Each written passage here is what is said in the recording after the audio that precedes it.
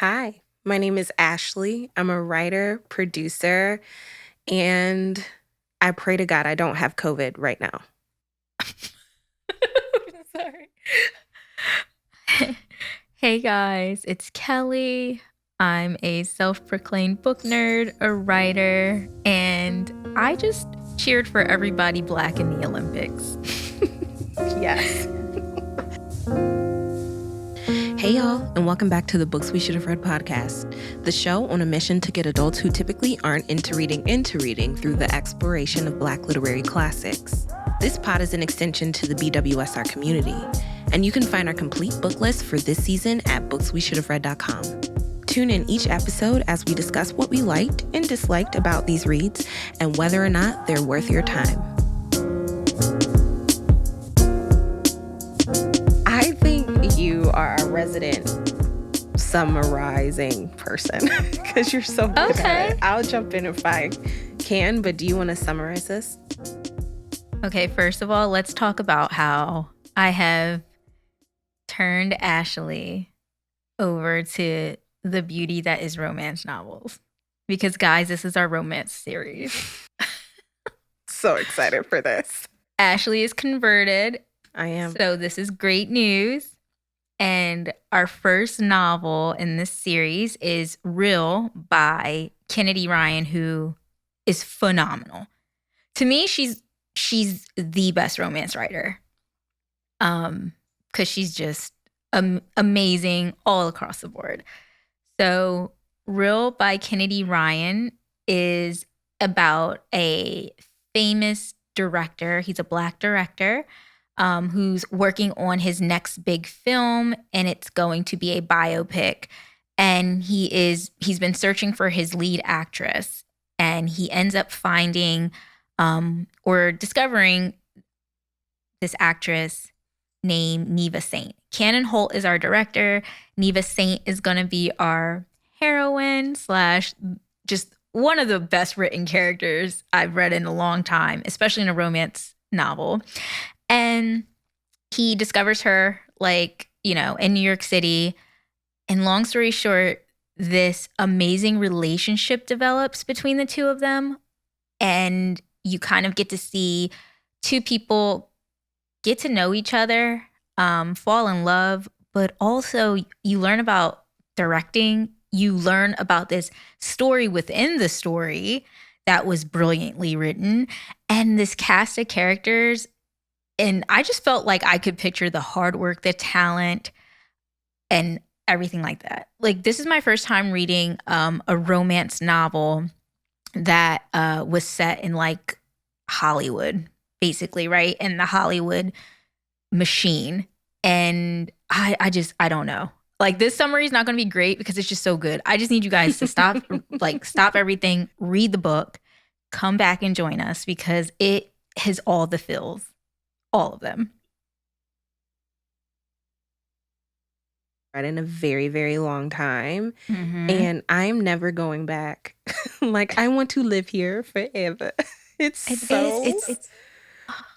My cold little heart is like warm. It's like unthawing. It's like I'm ready for love. Love enter my life. Like, that's how I feel. Please. But I only want love with somebody like Cannon Holt. Oh, like, period. I don't want you. I don't want you. I don't want you. I need somebody like him. Because some of y'all can keep all of that. I want none of that. I want him. Yeah. And I'm like, when I read about Cannon Holt, I was just like, oh my God, maybe men aren't trash. And then it's like, oh, okay. Then you step out and you go into the real world and you're just like, oh, okay. Yeah, they still trash. are. Still trash. But there's hope. There's hope because not all men are trash. It's just like 96.5%. 100%. Okay. Let's talk characters. Look, I'm a giggly type of bitch today because this book, whenever I talk about it, Kelly, like, oh my God. It's just like, hug me. Yeah. It's just like so good. Okay, but characters. So you just introduced briefly Canon and Neva, but I think we need to dive deeper. Yes. Into each one of these people. Who you want to start with? Neva, because women deserve to come first. Absolutely. Let's go. So Neva Saint is our main character. She is talented. She's a talented singer. She's a dancer. She's an actress. She's currently working on Broadway as a backup, which is just like, okay. And she has the it factor is what I would call it. Like everybody who described her in the book said that like she kind of just had this thing about her. Like as soon as she started singing or acting, like your eyes are on her.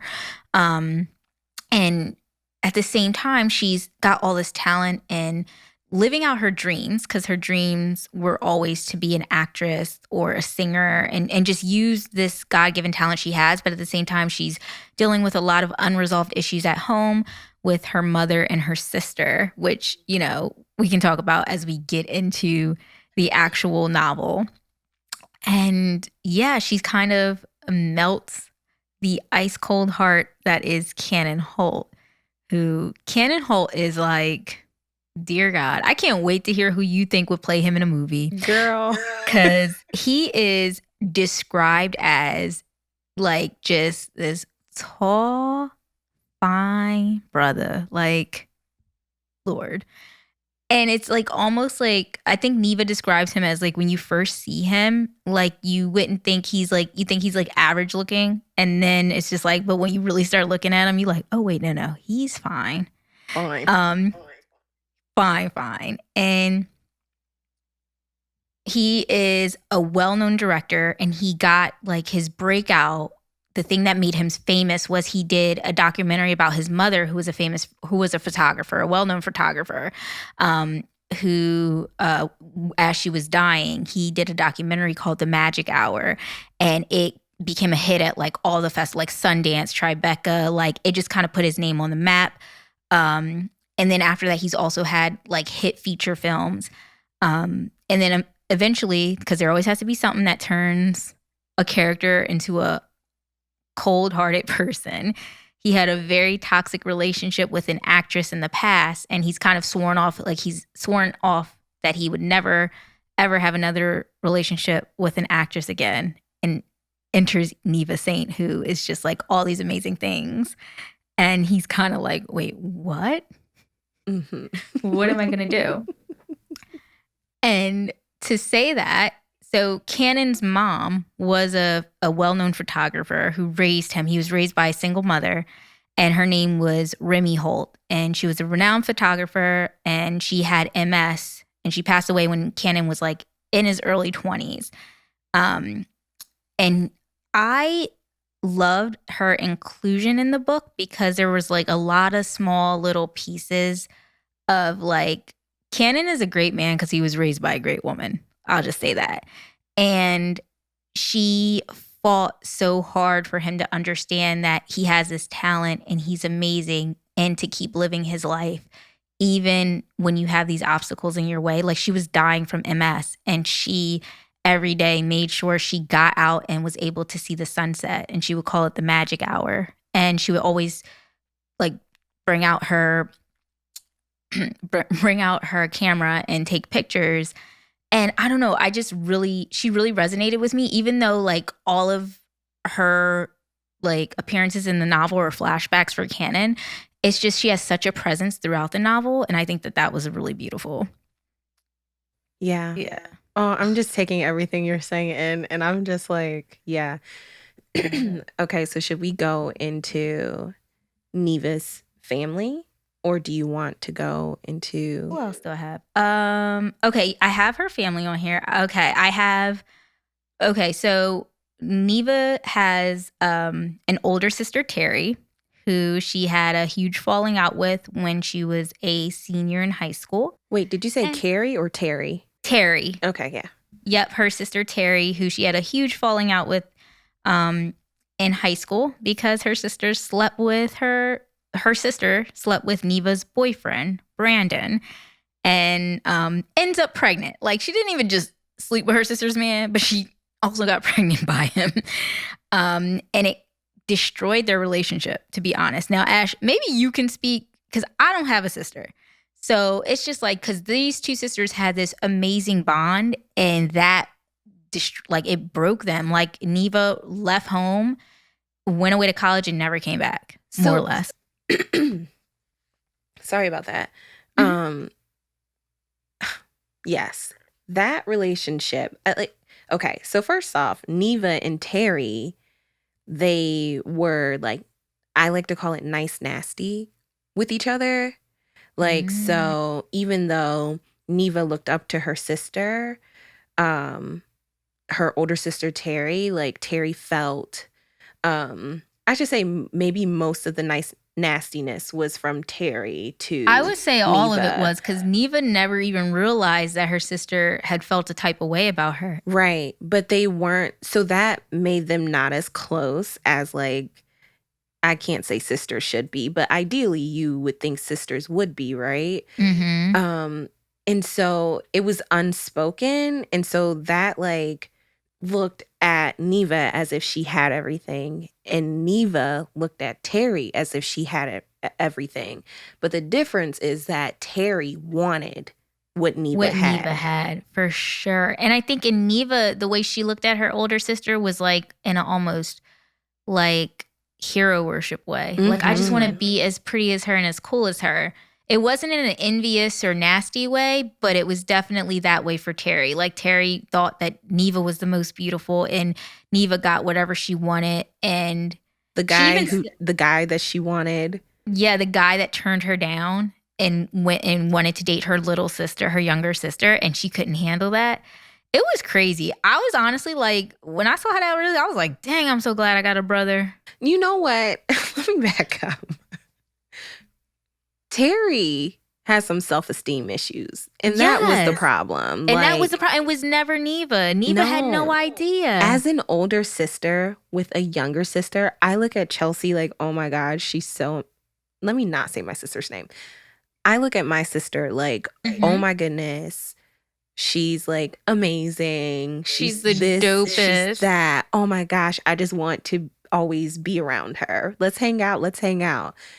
And my sister looks at me like, oh my God, my older sister, she's out here forging her own path. Oh, she's so cool. Let's hang out. Let's hang out. It's not like we don't envy each other. Like, we admire each other, but there's no envy there. And Terry's envy is what caused the rift between them. That's the reason why they weren't as close as they could have been. Well, so I read it different. I read that they were always close in Neva's eyes, and that's why it hurt even more when she found out that she slept with her boyfriend, because Neva even said she didn't care. Like, after a while, like, the initial hurt was there, like, how could he do this? But the real hurt came from not knowing that her sister felt like that. Yeah. Yeah. That was so crazy. You know, that's why communication is key. Mm-hmm. But they were so young. But I was saying all that to say, as an older sister, I can't fucking imagine. That's what I'm saying. Doing that to my little sister. That's weird. Like, my sister's my best friend. It's weird. And that's why I think Neva was so hurt, because it's like, wait, what? Like, because Neva, in Neva's eyes, they were best friends. Like, that's the thing. In the book, it says that was her best friend. They did everything together. They always hung out. So that's why it caught her off guard, because she's like, wait, who is this weird chick taking over my sister's body? It was like Space Invaders or something. Yeah. It's like... So I think that's why Neva was so hurt, and why she didn't talk to her for so long. Because she, like I said, she said she didn't even care about Brandon. Like, she was over that very quickly. Yeah. But it hurt her that her sister did that. And then it hurt her knowing that she would have to come home and see the baby that they had together. And every time she would see it, she would just see her sister's betrayal. Like, and so then in turn, she wasn't able to really be as close to her niece as much as she wanted to. The niece's name, I pronounced it Kiana. How do you pronounce it? Is it Kiana? Yeah, I thought it was Kiana. Yeah, Kiana. Okay. So yeah, that's the family dynamic. I can't remember what happened to their father. If I'm not mistaken, I think their father died died when they were young, and so it was just mom and the two daughters, and and that's what made it worse because they were just this tight knit family Mm-hmm. who got through the death of the father and just made sure they were good, just the three of them. And also you have the mom who I don't remember her mom's name, but honestly, I had a little bit of beef with the mom in that she didn't try to Stand up for your children and and then her youngest child, your youngest daughter is off living her dreams and you can't come see her because you're at all afraid to get on a perform? plane. And okay, we just talked about Aretha Franklin. Queen Aretha never got on a plane. She drove, she took a boat bus everywhere. Yep, the boat, the bus, not a plane. And so I get it, right? But this is your baby girl going to New York City. So they live in North Carolina, going to New York City to live her dreams. And you can't get on a 2.5, 3-hour flight to go see her. It's not even that. You could also take the train. You could take the train, girl. And it's I just honestly, I wasn't fucking with Neva's family. I'll say that right now. Yeah. I didn't really fuck with them. And you know what, Kelly? As a parent, as a mother, I could not imagine that. Yeah, you're not supporting your daughter at all in anything. And Kennedy Ryan did do a good job of telling the other side of the story. But I still wasn't satisfied. No, it wasn't good enough to me. To me, it was just all of y'all are wrong. Neva's right. Yes. Neva's right. Y'all are wrong. And I just want my girl to be successful. Okay, so that's enough about Neva's broke down family who we did not like. We are not fans of. We are not fans of the sister, of the mom. I don't even know the mom's name. We didn't tell them that Terry ended up marrying. Oh, yeah. Well, she got pregnant and she marries her sister's high school boyfriend. You talk about awkward. I couldn't blame Neva for not wanting to go down there because I wouldn't want to deal with none of them fools. And didn't they try to act like it was only one time? Oh my! You know what? That shit pissed me off. Oh my God! And then it came out later, they had been messing with each other. And then the boyfriend says, "Oh, well, because you said you weren't ready." You know what? Men are trash. That was the whole thing, is because she wasn't ready to have sex when she was in high school. And then it's okay, men, we already talked about what we think of them. Yes, I hold him accountable, but Terry. That's your baby sister, bro. You got some self-esteem type stuff that you got to work out. Anyway, broke down family. Bro, we over them. Let's move on to another character. So Tarika is Neva's best friend and her new her family that she's had now for the last 10 years, because again, like we said, her family's trash and never came visit her and never supported her. And her and Tarika, I believe they went to college together, and now they're roommates in New York City. But she is ride or die. She's there for her girl. She supports her. She gasses her up. A hairstylist. A hairstylist, a makeup artist. You know, us Black women doing everything. Her right hand. Her right hand, her ace. And I was praying, Kennedy, please do not make her betray my girl Neva. She needs. Oh no, yeah, Kennedy Ryan don't do that. Okay, she's good about that. She gonna give you your betrayal. She's gonna have the betrayal. Usually, it's up front, and it's not gonna be women betraying women. Exactly. And then we have Cannon's best friend, Wright Monk Bellamy, who is a Grammy award-winning musician. He's handsome, he's charming. And he's the one who introduces Neva and Cannon, because Monk, as he goes by in the novel, he did a set with Neva a couple months back. He filled in for one of his musician friends and was the surprise guest. And he and Cannon happened to be in New York. And he finds out that Neva, her play, she's going to be going on as the main lead in the musical that she is backup in. And so he's kind of like the canon, like, yo, you got to see this girl. Like, you still haven't found your main character for this movie. This is going to be it. And Canon's kind of like the grumpy, fine curmudgeon. And he's like, I mean, I guess, all right, whatever. And he's not really sold until he gets there and sees Neva in motion. And he's like, she has to be in my movie. So thanks to Monk, we got the alley-oop. And okay, so I just love how the way that they met made so much sense. Yes, it wasn't like they bumped into each other on the street when she was singing in the subway or something. It was very realistic. Mm-hmm. Like, it was like Monk saw her, like her and Monk like exchanged information and followed each other on Instagram. He was just happened to be on Instagram, saw that she posted that she was going to be the lead that night. And he was like, yo, like, you should come see this girl. She's like, she's great. I think you would really like her.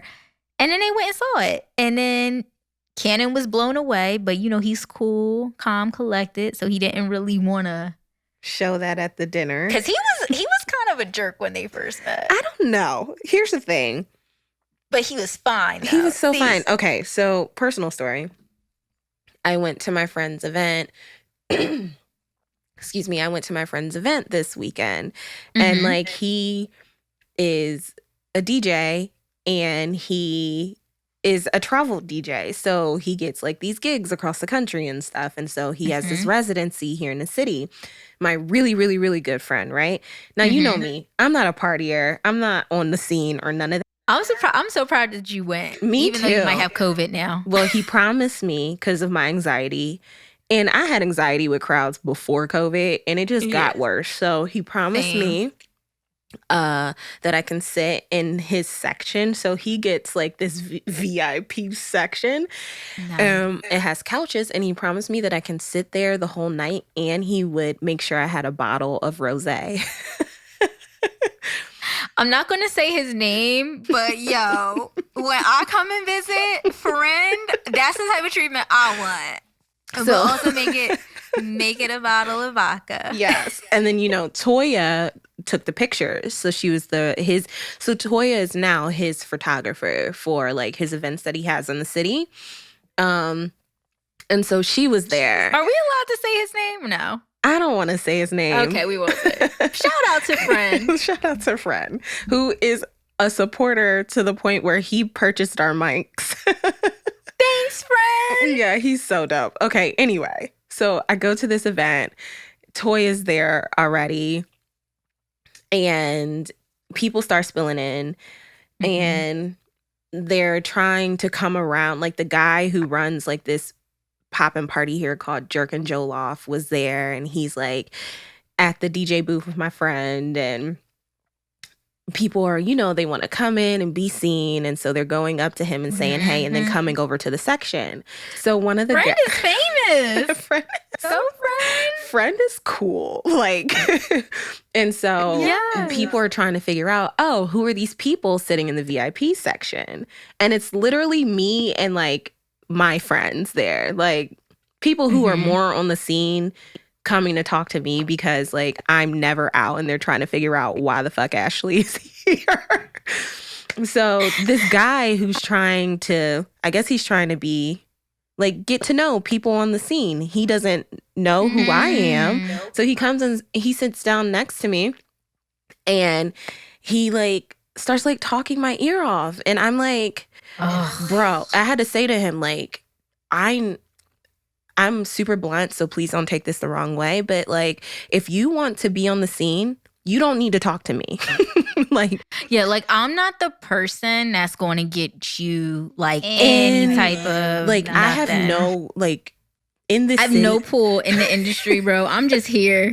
I'm just here, and I make cool shit, and like. But my shit is like I read books for a living. This isn't. And I just had to tell him. You might want to smooch up to somebody else. Yes. And so then he was like, oh, okay, cool. And I was like, honestly, I hope you have a great night. like yo, maybe talk to them. So much better to me. Like COVID has changed me. Like I used to be like, I would say things nicer. And now I'm just like, bro, 6 feet, no pressure.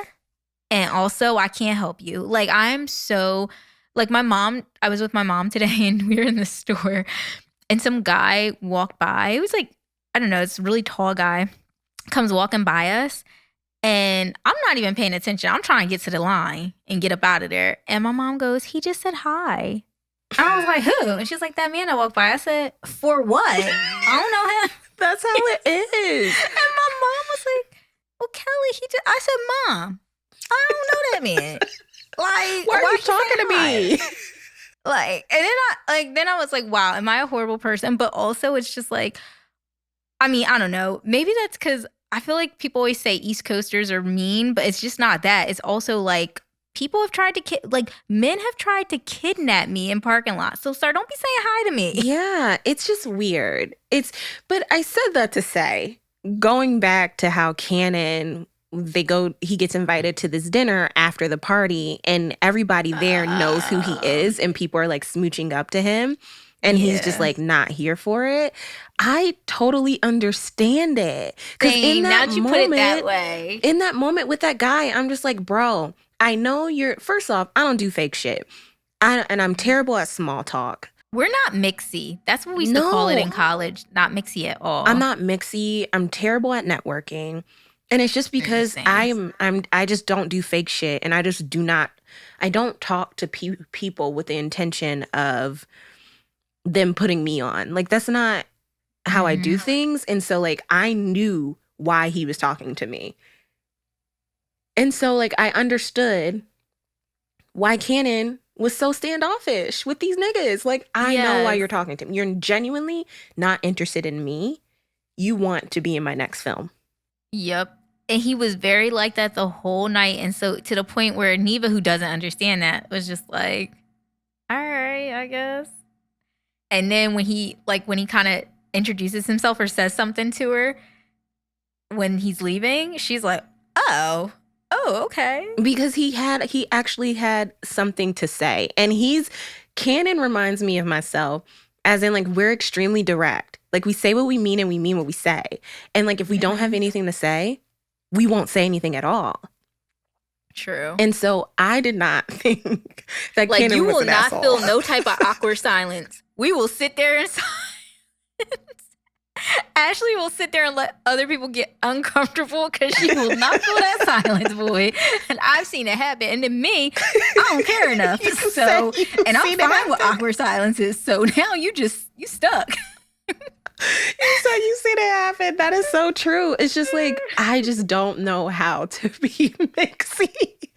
And I am, like, me and Cannon, I'm pretty sure he's a Cancer man. Like, we have the same personality. He has to be. Honestly, he really has to be. Like, we're fine moody. And a little bad for your mental health, probably. Like, we're moody. Sure. We're super emotional, but we're crabs. Like, we hide. Like, everything is behind a shell.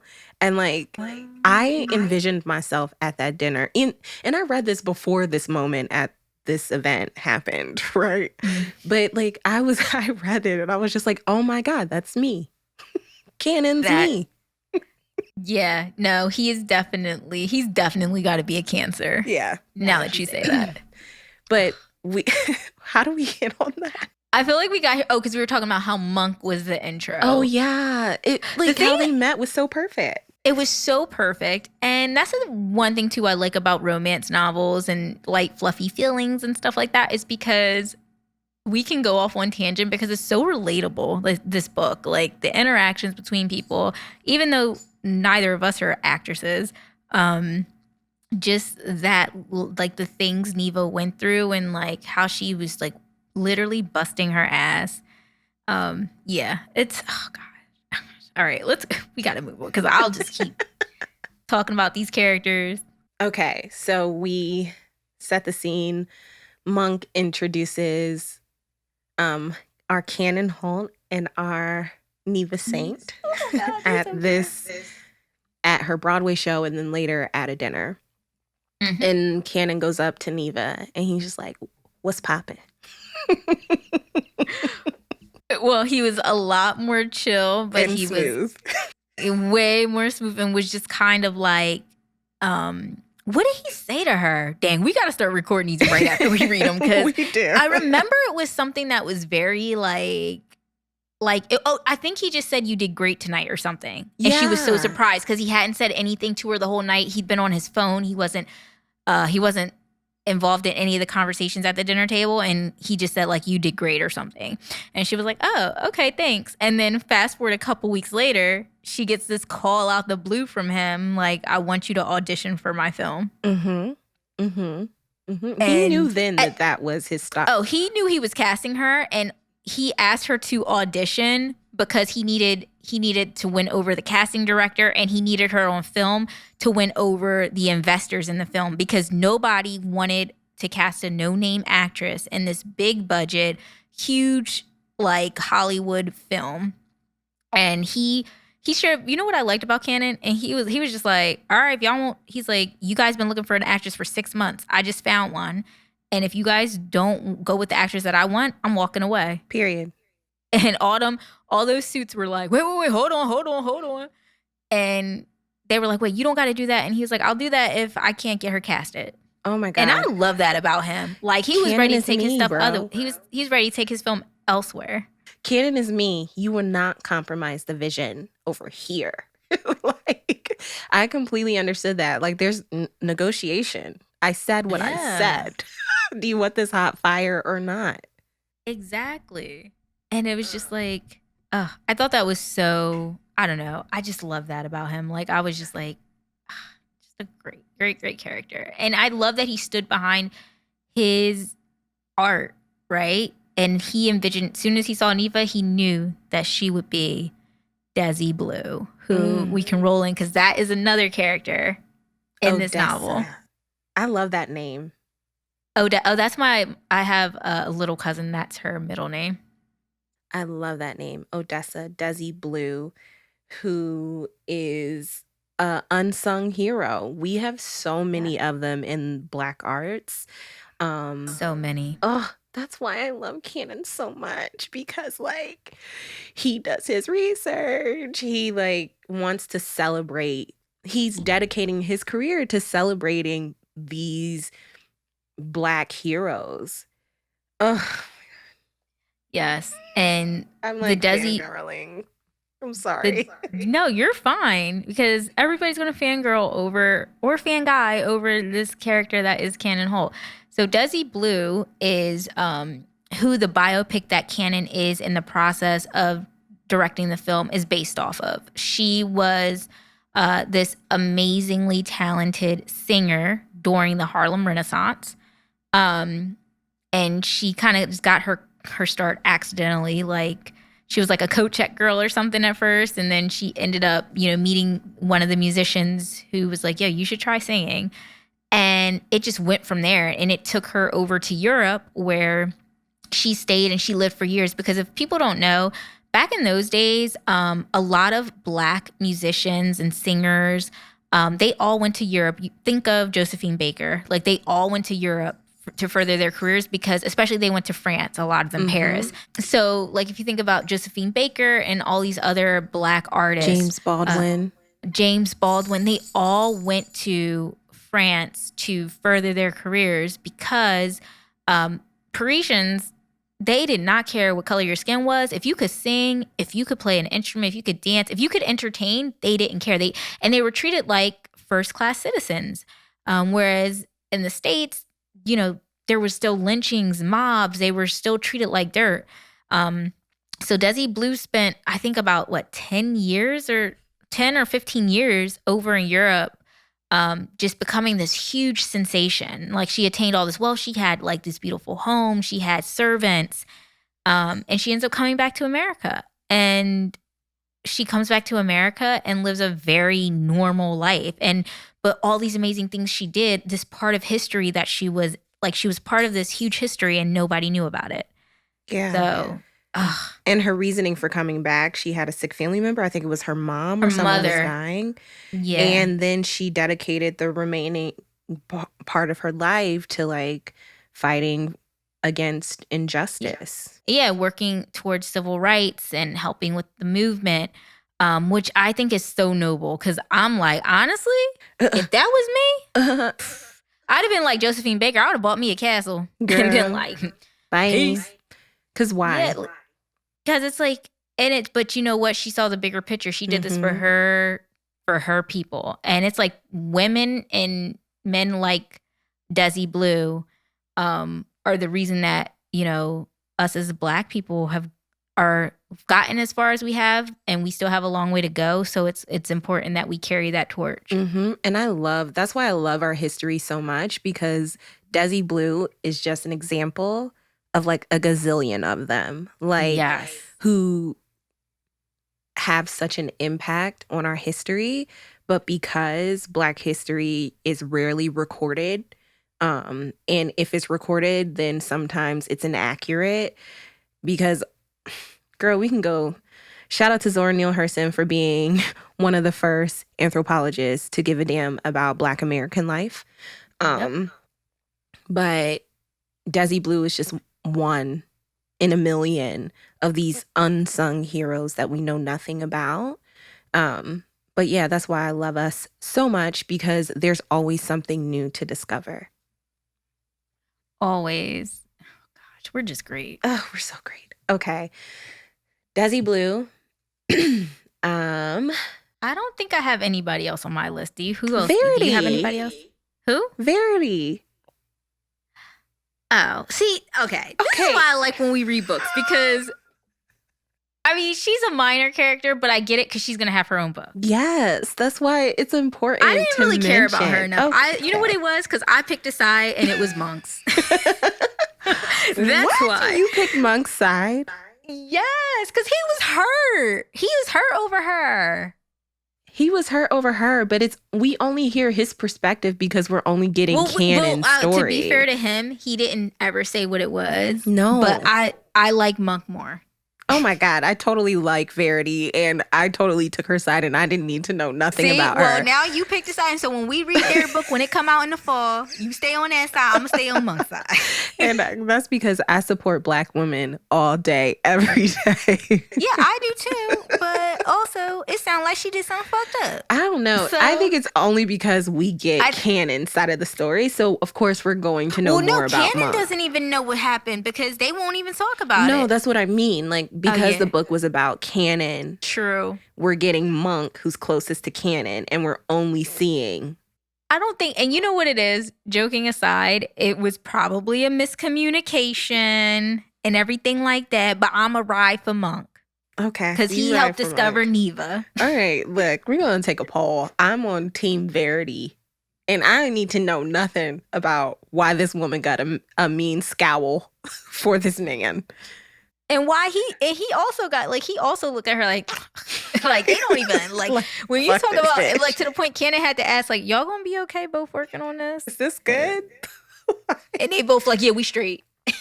Like, oh. Like children. But I am excited for their book. Honestly, I think it comes out in like September or October. I'm excited for their book. Okay, we're adding that to the list. We're just gonna keep rolling. We're just gonna keep rolling with it. Shoot. Keep going. Okay. Excuse me. Yeah, I think those are all the characters that really matter. Yeah, they are. I feel horrible that I did forget about Verity, because I mean, I just, like, you know. Oh, but Verity is the writer. She's the writer of the film.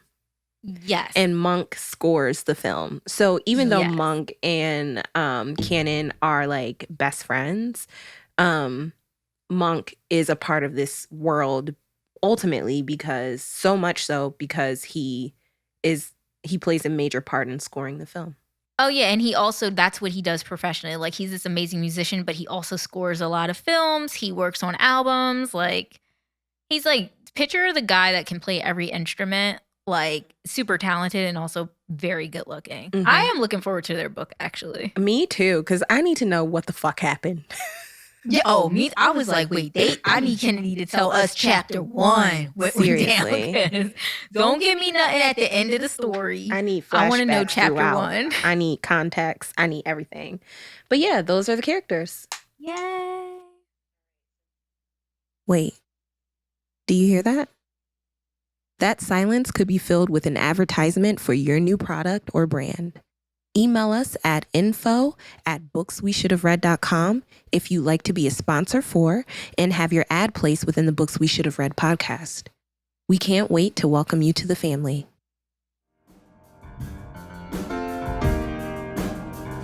So I kind of touched on this when we were doing the intro, but when Cannon goes to the producers, and the one producer who is this guy named Law, who is a complete a-hole, it seems, and he really fights for Neva to be the lead in his play. And they even use an example of like how, because Cannon said, all right, like if y'all don't want her to be casted in here in this film, I'll just take my movie somewhere else. And they kind of were like, well, who's like, how, like you can't do that. Who's gonna? And he was like, he used the example of Spike Lee getting his own funding from Malcolm X. And like he said, like, I'll just go up to other creatives that I know, I'll raise my own funding.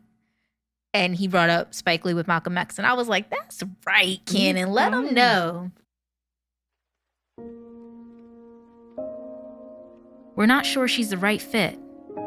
I set my glass of wine on the low table by the couch and straightened. What are your reservations? I asked, keeping my voice low, even reasonable. Isn't it obvious? Law barks out a laugh. No one knows who the hell she is, for one. Did you watch her audition tape, I asked? And her reel? It has nothing to do with her talent. Obviously, she's talented. So are half the contestants on American Idol, but I'm not offering them the lead role in a film this scope either. We've drafted a list of suitable actresses with the kind of drawing power this budget merits. He extracts a folded piece of paper from his pocket, offering it to me. I don't accept or even glance at it, but keep my stare fixed on him. I sense Evan tense on the couch beside me. I won't be needing that. Excuse me? Law's brow jerks into a frown, and the hand holding his little slip of paper drops to his side. These actresses will not be in my movie, I say with a calm that disguises the anger roiling beneath the surface. Your movie, he asks, brows lifting. Your money is funding my movie, but you don't control it and you don't control me. If you have any illusions about that, I can go elsewhere. Now let's not be hasty, Evan says. I'm sure there's a middle ground. There's not, I stand and face Law. Neva Saint is a non-negotiable. I've given you 6 months to find a lead and you haven't. There are several acceptable options on this list, he says, extending the paper toward me. I ignore it again. Neva Saint, I say, or we walk. Evan growls a protest, which I also ignore.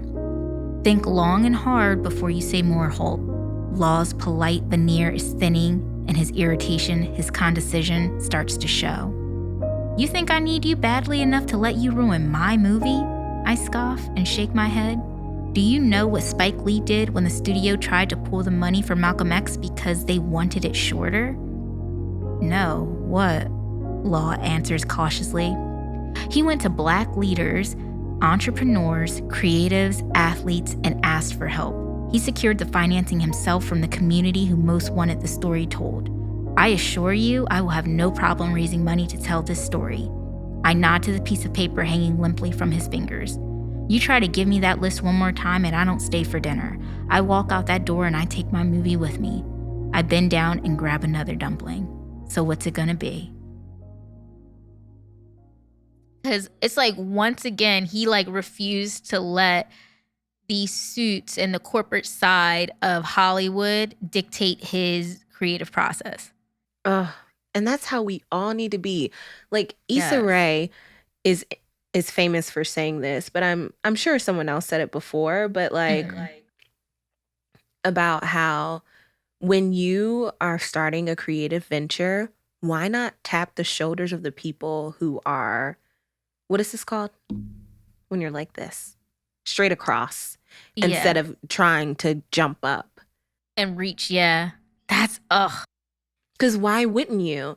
And like Cannon would have had no problem raising that funding, even putting up some of it for himself. You know, and that's the thing too. It's just like the audacity of people, and they definitely changed their tune after he said that, because it's like the audacity of those producers to be like, you need us. And I love that he turned around and said, no, actually you need me. Like I am a big deal. Everybody wants to work with me. Like if you won't do it, somebody else will, or I'll get the funding myself. Yeah. Like, or you write the screenplay then, sir.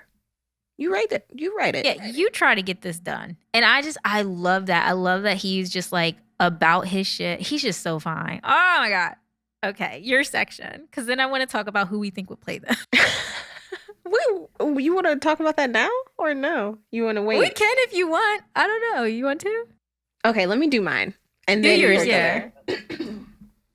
So, for mine, talk about the intimacy in here. And like, shout out to Kennedy Ryan. I ain't never read a sex scene this good ever in life. And like, And you probably, like, honestly, she's probably one of the best at writing. like, she killed that shit. Like, it was so sexy. And it wasn't awkward and cringy. It wasn't weird. Like, it was just like, oh. It was like, ooh, Neva. Ooh, canon. That's how it was.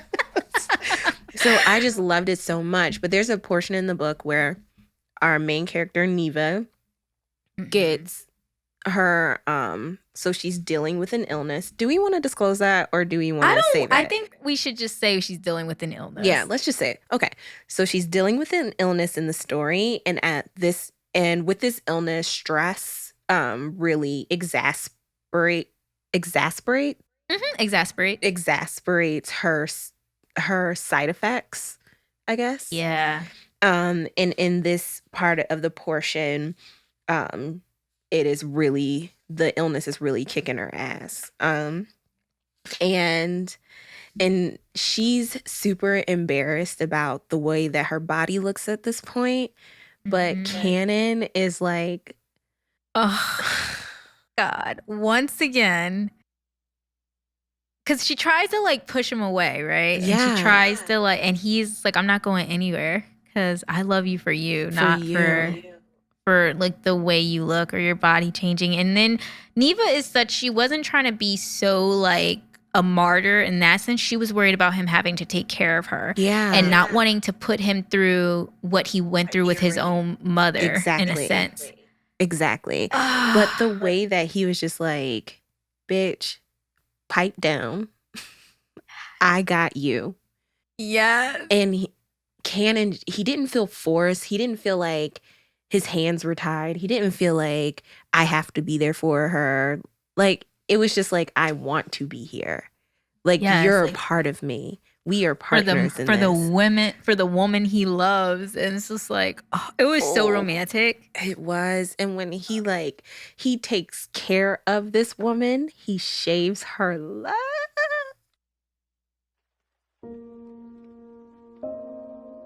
I've missed you, I say, and it feels like you have been avoiding me. The laughter fades and she lowers her eyes to the marble floor. No, of course not. We've been busy. Not that busy. I've been tired. She raises defiant eyes like she's daring me to question if she's been too tired to spend time with me. Of course I can't. Then I'm glad we have this weekend, I say. Instead of calling her out on what I expect as an excuse, I just can't figure out why she's been avoiding me. Me too. She glances at me before dropping the bathrobe and nearly diving into the tub before I can see too much. She's a blur of coppery legs and berry-tipped breasts. If I'd blink, I would have missed it, but it was enough to make my dick hard. I shift, crossing my legs at the ankle and hope she'll overlook how arousing I find this whole bath situation. She's submerged into frothy bubbles, her pretty face and the colorful headscarf, the only things visible. I can't stay away, so I walk over to the tub and sit on the edge, running my hand through the water. She stiffens, her eyes glued to my hand, clearing a path through the bubbles. I notice the razor on the small table by the tub. I pick it up and turn it, smiling. Shaving your legs? Yeah. She clears her throat. I plan to. Can I help? I've never wanted to shave any part of a woman's body, but it suddenly seems like the safest erotic thing I could do. Our gazes lock, and just beneath the reserve I've met more than once the last week, heat stirs. I can work with heat. You don't have to, she says, her voice barely audible in the quiet bathroom. I want to. I pick up the pink canister of shaving cream. Use this? She nods, her eyes flicking between the razor and my face. I've never done this, but how hard could it be? How different from shaving a jaw and chin and cheeks? I lift one long, lean leg from the water and immediately recognize that this is very different. I don't see any hair, I tease. What am I supposed to be shaving? I like to shave before the hair shows, she says, her expression loosening into a smile. That doesn't make sense. Gimme that, she laughs, reaching for the razor. You're gonna cut me. I gently push her shoulder until her back rests against the lip of the tub. I can do this. I squeeze a dollop of cream into my palm, spread it slowly over the curve of her knee and down the muscle of her calf. All humor is snuffed, because I'm touching her more intimately than I have since we last made love in Santa Barbara. In tandem, our breathing hitches, hurries. I run the razor down the length of her leg, clearing a path in the foamy shaving cream. She goes still, our stare unbroken, her chest heaving with labored breaths, while I repeat the action until her leg is smooth and soapless. One down, I say, unable to look away from the elegant lines of her throat and collarbone. One to go. I wait for her to extend the other leg and begin again. I'm smoothing on the shaving cream when I notice the same rash on her arm a few weeks ago on her calf and knee. Does it hurt or itch? I ask, frowning, unsure if I should put shaving cream on the affected areas. The shimmering passion stirring in her eyes extinguishes, and she jerks away, dropping her leg back into the water. I'll finish later. I can do this. Thanks anyway. First the uncharacteristic modesty, and now this. One down, I say, unable to look away from the elegant lines of her throat and collarbone. One to go. Okay. I'm going first, Kelly, because you always come in with like Okay, the tell slam me who dunks. you would think would play Okay. Cannon Holt. As I was reading this Who did you picture? for Cannon, I pictured, what's his name? Washington. The other Washington. Not His Denzel. son? His son. John David? John David. I pictured John David. That is a good one. Is it? Okay, that's really good. Mm-hmm. Mm-hmm. Okay. Do I go into Neva? Do Neva, yeah, do them both. And Neva, I pictured, okay, so you watched How to Get Away with Murder. I watched the first season, but I think I know who you're going to say. The dark-skinned girl? Yes, isn't her name Aja? Aja. Oh, Or Asia? Did she pronounce it Asia? I call her Aja. She's so beautiful. she's so beautiful. I think she dates my man from How to Get Away with Murder. Yes, I pictured her. Oh, She's so beautiful. That's actually so good. Is it good? Did I do good? I did good? Yours is really good. Okay, Yeah, okay. yours is really, really good. So John David Washington, and then Aja. I don't know her last name, but her real name is, I know her real first name is Aja. AJA. Mm-hmm. Yeah, AJA, and she's in How to Get Away with Murder, and she is gorgeous. Stunning. Like, I can't even be mad if she's really dating the cutie in real life, because I'm like, I look at them and I'm like, they're so beautiful together. She looks like a fucking Barbie doll. She looks like a Barbie, and that's how I picture Ava as like a beautiful black Barbie. Mm-hmm. Oh, Ava. I'm sorry, Neva as a beautiful black Barbie. Who'd you do? Okay. I'm so excited. So for Cannon, I pictured Aldous Hodge. Of course you did. My recent obsession. Of course you did. Okay. My recent obsession, Aldous Hodge, whom I adore. Mm-hmm. Because I could just picture, because he's so, like, he's a great actor, but he's also just so, like, he's very passionate about certain things. His little watchmaking. Mm-hmm. And I just feel like, okay, that's our Cannon. And then for Neva, she's not an actress, but I don't know if you know her. She's a harp player. She's like big on Instagram. Her name is Madison Callie, and she looks like a doll. And she's got this big, beautiful afro. Is she light skinned? Yeah, she's like my complexion. So she's light skinned.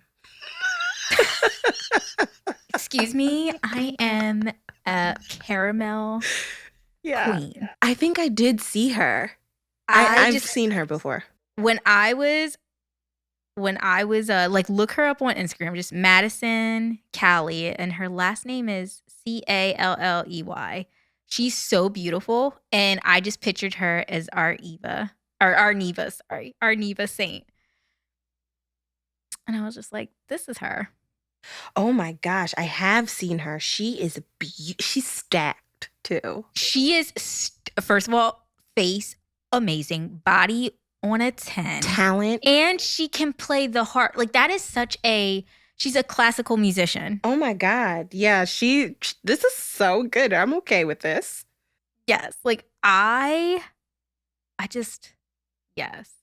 And also, as my other backup for canon, it was like Aldous or Yaya. You know what? It's so crazy. I was surprised you didn't pick him. I know you are. And I was like, oh no. But each time I would like lose myself in this book, I would envision Washington. John David is Sorry, John David. I would envision. He's like a really good pick for him, yeah. Because of like, and maybe it's because he played a director in another movie. I don't know, but it would always. Yeah, and that one with back. him and Zendaya yell at each other in that big ass house for 2 hours. I actually really liked Malcolm and Marie. I couldn't I'm finish like the watching only it. person. Yeah, it's very toxic. Just was hard for me. You know what it was? It was kind of, maybe it was triggering for me. I don't know. I was just like, this is like not making me feel good. Yeah. But they were both so beautiful. Like, it was like so beautiful. Beautifully shot. Like, I loved that it was in black and white, but I was just like, this is taking me to a dark place. I need to not finish this. Pretty perfect. Okay. I also have a bonus character that I thought about. Tarika. Ooh. Okay. Did you watch what the fuck is this movie? Dear White People? Yes. The show. You watched the show. Yes. I watched the first like season. Okay. First 2 seasons. Gosh. I'm pulling them out. I'm gonna tell you her name because you probably won't remember her, but she's so beautiful. I'm gonna give you her name. She's Jamaican. Okay. You don't know. Not yet. Not Antoinette. Nia. Okay, I'm just gonna show you her picture. Oh, she plays Kelsey Phillips. Ooh, yes. I know who she is. Mm-hmm. Yep. Mm-hmm. Cause like, I was like, oh man, Tarika she's clearly stunning. Yes. Like, clearly. And the way that her character. And Tarika's also like Jamaica. She's definitely from the island. Yes, Jamaican. And so when I like heard Tarika, I thought about the clips in Dear White People when Kelsey would talk about her Jamaican mother. Oh, yes. And I couldn't unsee it. And I was just like, oh my gosh, she'd be the perfect Tarika. She would be.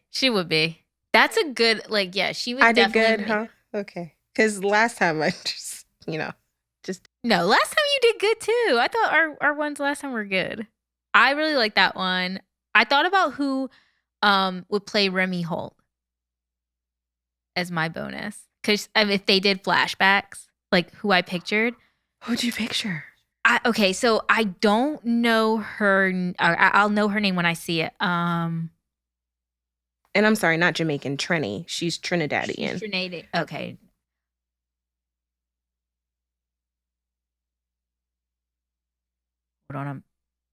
Hold on. Because I didn't know her name, but like I know she's an older model.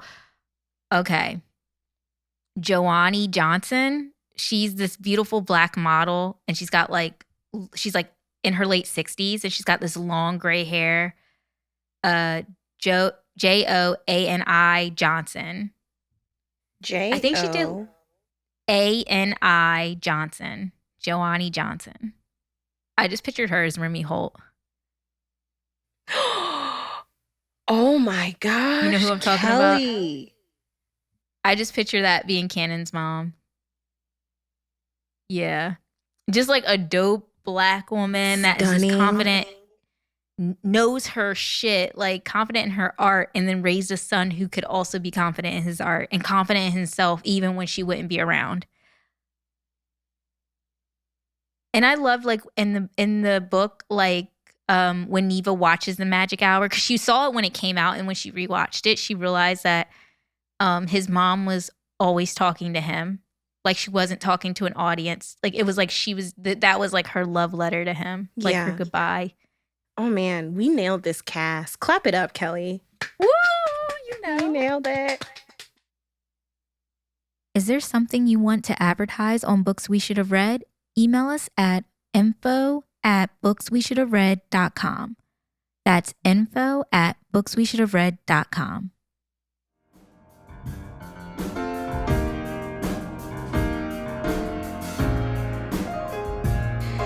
Should we go into our ratings? Yes. Can I go first? Of course you can. Because I know what your rating is because I snooped on Goodreads and I saw it. Did you see my rating? I did, and I didn't look at yours. Okay. Maybe we should not look at each other's ratings. It's okay if you do. I don't mind. Okay. I gave it a 4.5. Nice. Yeah. That's a great rating. I gave it a 4.5 because the last 40 some odd pages of this book pissed me the fuck off. Yes, because we truly hate her family. Dog, I shouldn't say we. I truly loathe those women. Absolutely. But that's not even the kicker for me. The kicker was it felt rushed, the ending, and it was a lot of exposition where she's telling us what happened instead of Neva's pretty much telling us what happened instead of showing us what happened. And I know that sounds weird because we're reading. Right? No, but the entire book, I understand what you're saying because the entire book we saw this book through these characters, and then it was it changed into a very weird tone at the end when, wow, that's a good catch, Ashley, because at the end it was almost like, okay, now we're just watching from a distance. But yeah, it was like the entire book we had a seat at the table, and then all of a sudden, now we're watching everything from across the room. It was weird. It was weird. Yeah. And that's only because I'm a copy editor. And I thought about I can think of 3 different ways that this book could have ended. Mm-hmm. Instead of this crazy summary, fast forward summary where it's like the highlight reel. And so that's I was so disappointed. I was so let down with the ending of this book. It was just on a high until we got to the last 60 pages maybe. Yeah, I would say the last 40 pages or so for me. And I was I see what you're saying. I see this is how I could easily, I'm just so, because I get that 100%. I was just so blown away by the just the world building with Desi Blue and the biopic of Desi Blue and just the character development and the relationships that I forgave Kennedy for that. Because I was listen, you got 350 pages right. Them last 50 though? So I could get that. I could get behind that. I understand that for sure. I gave it a 5. I knew you did. Because I'll say this. I have not, me and Ash talked about it because Ashley knows I'm a huge romance novel. Romance novels are it's just my instant feel good. When I'm feeling down, I just read a romance because it's always quick. You're always going to get you usually get a happy ending, almost always. And it's just makes you feel good. It gives you the feels, right? And this book really took me out my slump because I've just been reading some trash romance novels, just not good. And when I found out Kennedy Ryan released this book earlier in the summer, I was oh, at least I know she's going to have me for this because her books are always really good. At least the ones that I've read so far from her. I haven't read everything, but the character development, how she made me care about these imaginary people. Bro, to the point, I hate an imaginary mom and sister. Ugh. They not real people, but I hated them. Terrible. And it's just that alone, I really, really think is just it just did so well. But I do agree with your rating too. With the ending of the book was, it did end kind of weird, but I looked past that because it gave me all the feels and it gave me that high that I was missing from romance novels these last few months. So it kind of, Yeah, that's just my experience as a copy editor, though. Like, I look for, like, I'm spell checking, I'm the grammar police when I'm reading. Yes. So, like, that's I why, catch like, everything. we got to be careful with some of these romance novels that we going to start reading. Because I'm going to be like, Ashley going to lose her mind when she gets to this. Just because I just feel like your story is there, everything is there. You can spend a little extra to get a copy editor or wait to put it out a little bit. Not that Kennedy needed to do this with this. It was clearly like her editor was like, okay, bitch, you got to wrap this shit up. We need the ending now. Because I will say this, I was kind of bummed because I'm just nosy and I'm like, so what's our life look like now, guys? Like, I wanted to know, like, you know, what our life looks like now. But I did love that he ended up doing a documentary about her. I hated it. I did not. That was not. You guys, if you guys just want to saw my face just now. Ashley, okay, I think we switched roles. You're the ice cold. You're the ice cold one with this. Yeah. I'm like the little marshmallow. Yeah, Okay, wait, I want to know, so why did you hate it? So I did not like the writing when they were filming towards the end of the book when they were filming it. I just felt like it was very much so. It was just too cheesy for me and too like, oh, of course he would do that. Yeah. It caught me by surprise that he would do a documentary about her. I knew it back when she saw clips of the mom before. Like, I knew it. Oh, you saw it already. I saw it happening. And like, I hated it so much. We need somebody to melt Ashley's heart, you guys. My heart, this book did melt my heart. It's unthawing. Ashley's like, it's slowly thawing. Mm-hmm. We're getting there. Maybe our next book in the collection will melt you more, but like, yeah. I can see that but I also know that is definitely like, you are very like, if it feels cringy, you're like, nah, I don't like that. Mm-hmm. Can't do it. Whereas me, I'm like the opposite. I'm like, this is so beautiful, you guys. Like, but no, I just, I just didn't like the writing in that section with the documentary. I just think it was too rushed, to your point. Like, I think that, like, I wonder if her editor did put her on like, okay, you got to cut this down, because it felt like something was missing. Now that you say that, like, it was very like, oh wait, I just wanted to know more about, and I also wanted to know more about the reception of Desi Blue. Like, what happened? Because we spent the entire book. That's one of my ways to end this book. That's one of my ways. I wanted it to be like a huge like premiere, and it was like everybody, like maybe my girl got nominated for an Oscar. Like, I don't know. And the thing is, it's like, this doesn't have to be the end of canon, and it clearly is not the end of canon. Oh, maybe it'll pick up. Maybe we'll learn. Oh wait, because the next book is Verity and Monk. But there's still going to be background characters in it, right? Because that's how I assume this world goes. Yeah. So Canon and Neva will be background characters, but maybe we'll find out how well the film did in their book.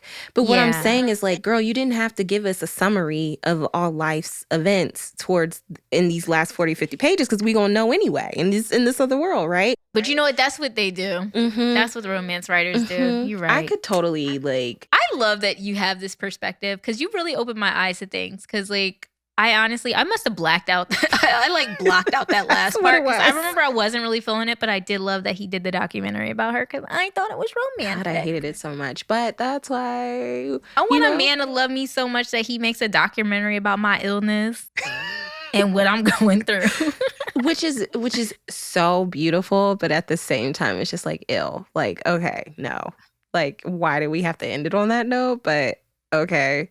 I did appreciate my future husband out there. If you listening and you want to make a documentary about, not necessarily I don't have an illness per se, but I'm a little crazy. You know what? I want you to just make a song about me, or make. Oh, that to me is worse. That to me is cringy. You make a song about me, it's over, bro. No, or maybe like use me as inspiration for one of your characters in your film or your like book.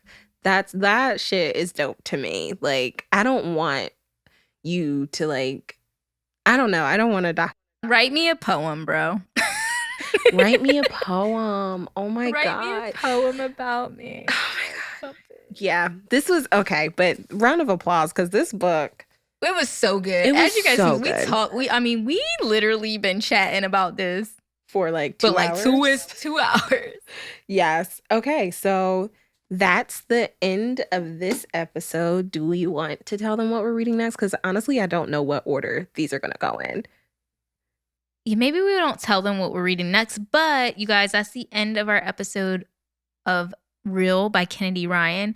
Please, please, please let us know what you thought of the book. Like, subscribe. It really helps us out. Leave comments on our Apple podcast and Spotify. If you can, let us know what you guys think about the podcast, because we really don't know if people don't tell us like what you liked about the episodes, what you didn't like about the books we read, or what you loved about the books we read, because we enjoy reading that and we enjoy interacting with everybody. Yeah, and like seriously, the more that you rate, and like even if you leave a review that's just like 3 or 4 words, that helps so much. Like it could literally be like, I love this so much, or I love the co-host, or yeah, Ashley and Kelly are so funny. It could literally be like shit like that. Yeah, Kelly's so weird. It's all good. Ashley is heartless.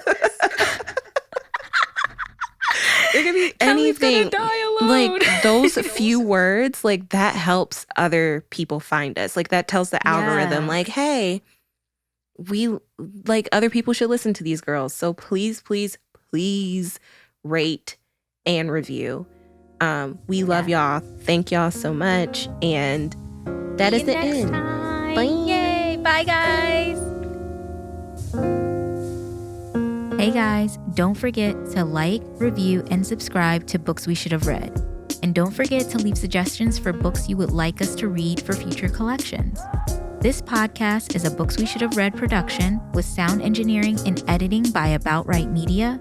The dope-ass track you hear in the background was produced by Ty.2. That's Ty, T-Y, .2WO on Instagram. Hey Ty! Follow Books We Should Have Read on Instagram at Books We Should Have Read to stay up to date with all the BWSR happenings. Follow Ashley at Bashwiser on Instagram and me at Kelly Likes to Read on Instagram. If you like what you heard and you want to support this Black woman-owned and operated movement financially, there is an Anchor link in the show notes where you can do just that. Any and everything is welcome and appreciated. Thanks for listening. Until next time, bye y'all.